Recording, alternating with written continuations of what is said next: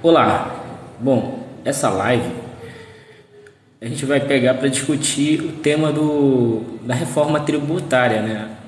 Ela vai ser uma live curta, ela não vai ser uma live longa, então eu vou discutir a reforma tributária que está sendo feita pelo governo Lula.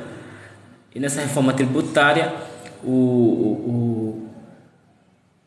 era uma proposta, na verdade, que já existia há algum tempo no Congresso Nacional, né? Que ela é inspirada em um modelo de alguns países europeus, né? Que ela faz a criação de um imposto único, né? E de uma alíquota única, né?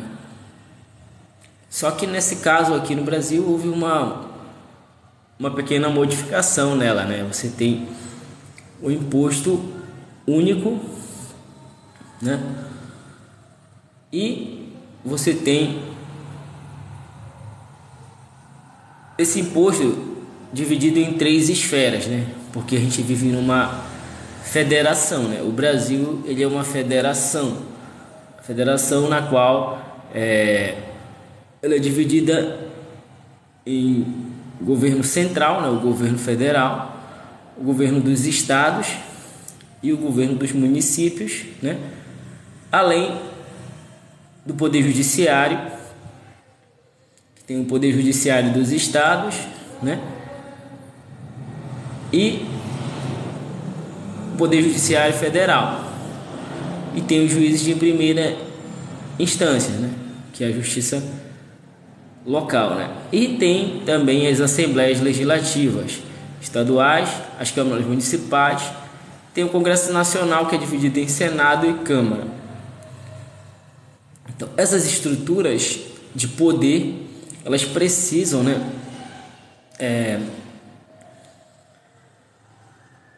de cargos, né, precisam de estrutura física para poder funcionar. E para poder funcionar tudo isso, né, você precisa arrecadar impostos e taxas, né, que são os tributos, né? Os tributos é a soma dos impostos mais as taxas. No Brasil existe o imposto estadual, né? Criado pela Constituição de 88, tem impostos federais, impostos estaduais e impostos municipais. E assim, os mais famosos impostos existentes no Brasil são o ICMS, que é o Imposto sobre Mercadorias, Circulação de Mercadorias e Serviços. Tem o ISS, que é um imposto social sobre serviços, né? E tem os impostos federais, né? Tem o PIS, COFINS, PIS, COFINS, que é a contribuição para a Seguridade Social, né, do trabalhador, da iniciativa privada e do setor público, né, o PIS e o COFINS, né, e tem o imposto de renda.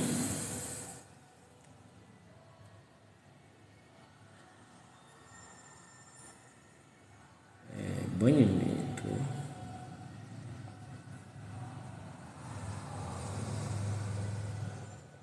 Banimento será processar seu vivo em 5 minutos.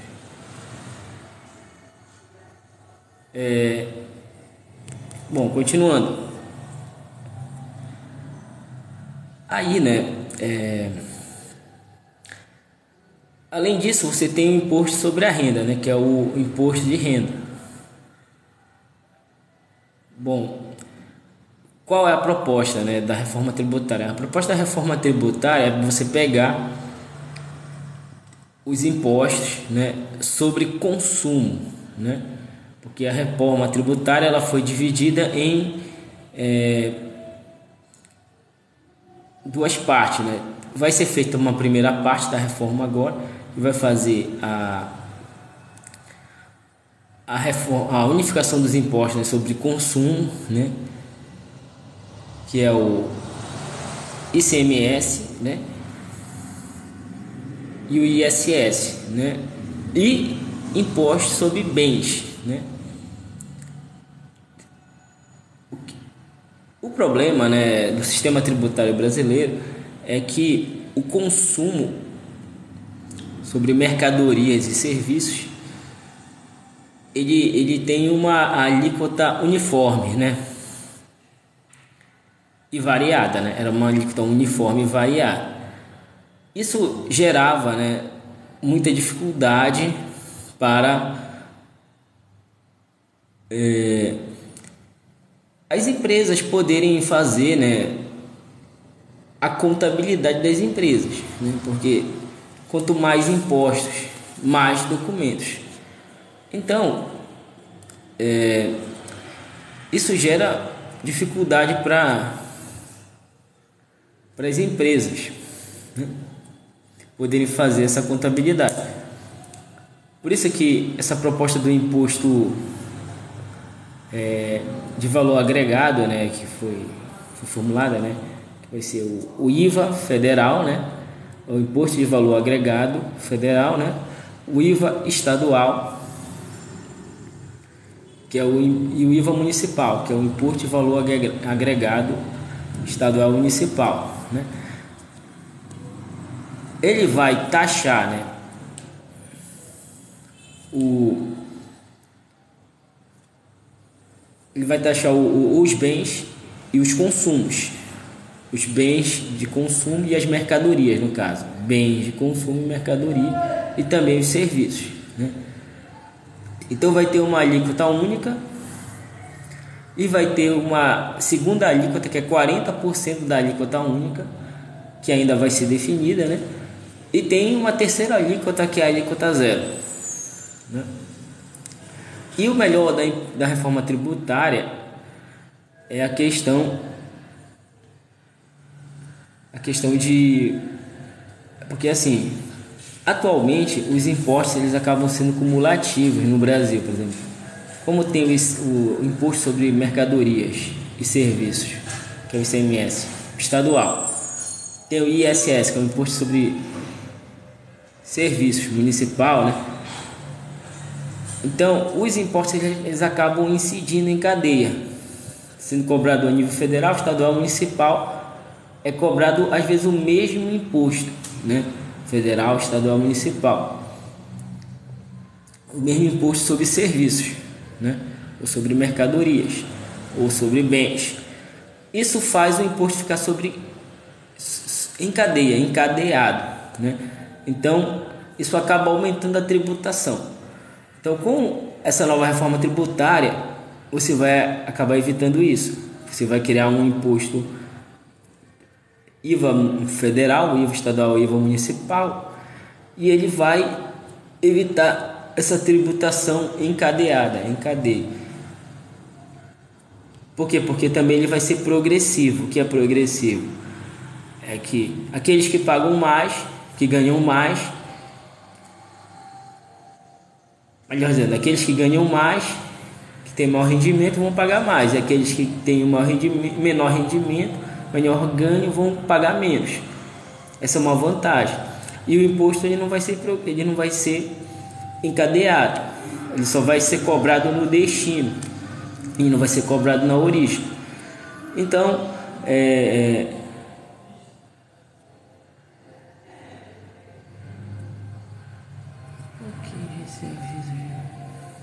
então é isso. A importância dessa reforma tributária, ela além de ela diminuir a burocracia, né? Ela vai diminuir a burocracia, vai melhorar a questão da contabilidade das empresas, e tem a questão do Conselho Federativo, né? O Conselho Federativo ele vai ser um conselho formado por estados e municípios, né? Onde o dinheiro de um fundo vai ser criado um fundo, e esse dinheiro do fundo ele vai ser distribuído de acordo com critério de população e critério de número de municípios e estados, né? Esse é o critério que foi estabelecido lá na PEC, na emenda à Constituição da Reforma Tributária. E o mais importante, que esse, esses impostos, né, eles não vão ser cobrados em cadeia e eles vão ser progressivos, porque é muito injusto, né, você pagar, por exemplo, num produto o mesmo tipo de imposto que um rico paga, por exemplo, ou num bem. Por isso que um dos ganhos dessa reforma tributária foi a questão de ter alíquota zero para alimentos da cesta básica, porque o que mais afeta a população pobre, a população assalariada, a população que ganha o salário mínimo, é você comprar uma mercadoria, comprar um arroz, um feijão, um café, um açúcar, comprar um frango, né? E você ter imposto, aquele imposto acaba encarecendo aquele produto, né? E veja bem, o rico compra café, como você compra. Você pobre compra café, o rico também compra. Você pobre compra leite, o rico compra. Ele pode comprar de uma marca diferente, um pouco melhor do que a sua, do que a que você está acostumado a comprar, mas ele também compra. E lá está embutido o imposto, né?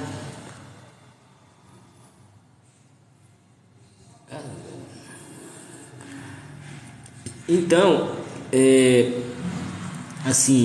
muito importante você ter essa alíquota zero sobre a cesta básica. Por quê? Porque todo mundo que comprar alimento não vai pagar o imposto, né?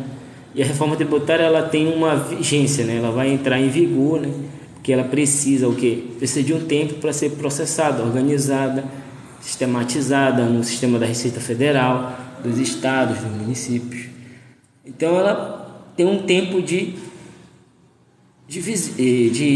para entrar em funcionamento, digamos assim, né? Para entrar em funcionamento, para entrar em vigor, que é 2026. E ela tem um período de transição, que vai de 2026 a 2033, que você precisa passar, as empresas precisam se organizar, né, para poder fazer a mudança do modelo tributário. Então, assim, essa reforma tributária, a parte mais importante dela, né, com certeza vai ser na hora de definir a alíquota única lá, né, que eles estão calculando em torno de 25%. Ela tem que ser uma alíquota alta. Por quê? Porque você tem que entender que o Estado ele tem uma série de estruturas para manter, né? Tem universidades, tem escolas, tem hospitais, tem postos de saúde, tem a estrutura do governo, a estrutura do judiciário, a estrutura do legislativo, o salário dos funcionários públicos. Então tudo isso é bancado com a arrecadação dos impostos e das taxas, né? Então você precisa, evidentemente, de uma alíquota grande para poder, já que a alíquota vai ser única, ela não pode ser pequena, porque se ela for pequena, evidentemente, ela não vai compor o nível de gasto suficiente que a estrutura atual precisa ter para poder, né, manter essa estrutura funcionando, para pagar todas essas pessoas, para pagar os professores, os enfermeiros, os médicos, os advogados, os juízes, os promotores, né, todo mundo que trabalha e presta o serviço público, né? Então, evidentemente que essa alíquota ela precisa ser um pouquinho alta. Então, evidentemente que a carga tributária, né, está se calculando que ela vai, no mínimo, se manter do tamanho que ela já existe hoje. E hoje a carga tributária ela está em torno de 36% a 39% do PIB, né? Segundo alguns dados divulgados aí, né? 36 a 39% do PIB. O PIB brasileiro é de 1 trilhão e alguma coisa, né? E tem uma dívida pública também de quase 1 trilhão e alguma coisa. Tem os juros da dívida pública. Tudo isso precisa ser mantido, ser pago, né, pelo governo. Porque o governo, ele age que nem a gente, né? O governo ele também tem as suas despesas, tem as suas receitas, e também ele faz empréstimos. Ele tem juros para pagar, né? Tem uma série de coisas. Então tudo isso tem que ser pensado na hora de se fazer a reforma tributária. Então por isso que, evidentemente, que a carga tributária ela vai se manter. A aposta é essa, né? Os cálculos indicam que ela vai se manter em torno de 36% do PIB. Aí tu tem que ver quanto é 36% do PIB. 36% de 1 trilhão e alguma coisa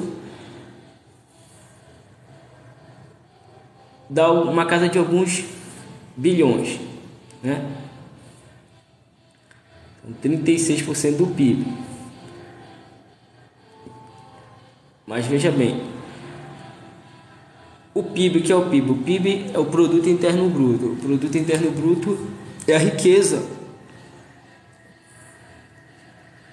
que é gerada durante o ano no país, seja por empresas nacionais, seja por empresas estrangeiras que estão dentro do Brasil, ou seja, por empresas que enviam dividendos de fora, ou seja, são empresas que estão fora do Brasil, que atuam fora do Brasil, mas enviam o lucro, né, para dentro do Brasil. Isso tudo compõe o PIB, né? E tem o PNB, que é o Produto Nacional Bruto. O PNB é só a riqueza produzida por empresas brasileiras dentro do Brasil. Aí você exclui as internacionais e as multinacionais. Então a reforma tributária ela vem gerar mais justiça social, porque, por exemplo, ó, no IVA você vai ter o IVA, a alíquota reduzida de 40%, e nessa alíquota reduzida foi incluso saúde como setores como saúde, educação e etc, né? Esses setores eles vão ter uma redução de carga tributária. Por exemplo, livro didático,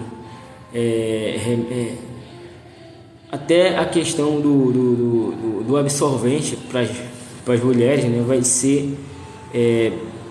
vai ter uma redução de 40%, né, da alíquota única, né, que ainda vai ser definida e que tende a ser em torno de 25%, um pouco mais do que isso. Então, assim, é uma mudança assim, muito importante para o Brasil, para o futuro do Brasil. Essa reforma ela não vai ter um impacto imediato, né, daqui a 2, 3 anos, mas ela vai ter um impacto daqui a 5, 10, 15 anos. E as pessoas não vão enxergar esse impacto logo de imediato. Por quê? Porque, como eu disse, ela tem um período de transição para poder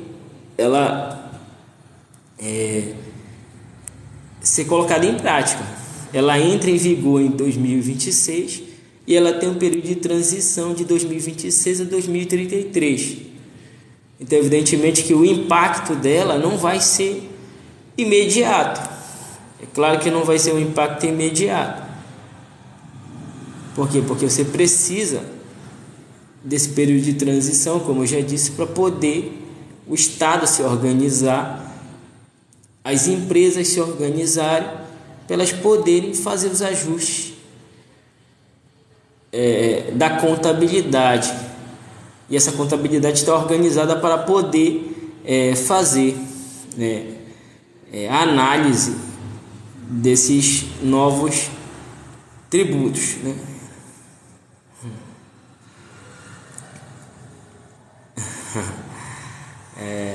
Então, assim, é algo muito importante para o Brasil, é algo que só vem ajudar o Brasil. É claro que não é uma reforma perfeita, né? Mas ela tenta alcançar, né, todos os aspectos que são necessários para ter justiça social, né? E para ter a tal da desburocratização que todo mundo reclama, né? No Brasil, todos reclamam que é muita burocracia, é muita burocratização, o Estado é lento, o Estado atrapalha o empreendimento, atrapalha o empreendedor. Então, assim, você precisa tomar uma atitude. Não basta só reclamar. Eu vou reclamar que o Estado é lento, o Estado é burocrático, o Estado pede muitos documentos, cobra impostos e taxas, e você não faz nada. Você tem que fazer alguma coisa. Só reclamar não vai adiantar, né? Então, essa reforma tributária ela vem justamente mexer nisso aí, né? Ela vem mexer nisso daí. É claro que tem pessoas que não vão se agradar, né? Evidentemente, nem tudo vai agradar 100% a todo mundo. Nem Jesus agradou 100% a todo mundo, né? Então, a gente não tem como garantir que uma proposta como essa vai agradar a todo mundo, a todas as classes sociais, a todos os setores empresariais, o comércio, os serviços, né? A indústria, a agricultura, a pecuária, né? A classe A, a classe B, a classe C, a classe D, né? Os empresários do sistema financeiro. Então não tem como você garantir que isso vai agradar todo mundo. Alguém vai sair insatisfeito com algum ponto ou outro. Mas o importante é que você está tendo essa iniciativa para mudar, para garantir essa mudança, né? E eu acho assim, a coragem de se fazer isso, porque esse projeto já está mais de 10 anos lá no Congresso Nacional, e você precisa ter coragem para você enfrentar todos esses grupos, todas essas classes, todos esses interesses, toda essa pressão que é exercida. E eu acho assim que esse é o momento que você tem essa oportunidade de fazer essa mudança. É o momento. Porque você teve uma pandemia aí, essa pandemia ela gerou muitas perdas de emprego, de vida, né? Ela fez empresas sumirem, desaparecerem, né? Aí gerou um desequilíbrio muito grande na estrutura do governo, do Estado. Então, esse é o momento sine qua non, ideal para você fazer uma mudança na estrutura do Estado, na estrutura do governo. Porque essa estrutura que existe aí, ela não tem como se manter. Ela não tem como se manter com esse endividamento histórico de mais de R$1 trilhão. Só no governo passado, que foi o governo do Jair Messias Bolsonaro, né, em virtude da pandemia, o governo ele gastou quase R$1 trilhão, né? Deixou uma dívida de quase R$1 trilhão, né? Então, e essa dívida, ela não é do Bolsonaro, né? Ela é uma dívida que a gente chama de dívida pública, né? Dívida pública é paga pelo público, Quem é o público são os contribuintes, são os cidadãos, né? Através de seus impostos e taxas, né? Fora que essa dívida ela já vai ser somada a uma dívida que já existia antes, né? Uma dívida que já existia antes. Aí fora isso tem os juros da dívida que são cobrados, que aumenta mais a dívida ainda. Então você tem empresas multinacionais que estão aqui dentro do Brasil, bancos multinacionais que estão aqui dentro do Brasil, que emprestaram dinheiro para o governo. Tem bancos brasileiros que emprestaram dinheiro para o governo. Tem empresas que emprestaram dinheiro para o governo. Tem pessoas que emprestaram dinheiro para o governo. Então o governo está endividado. E ele precisa encontrar uma forma eficiente, uma forma organizada de fazer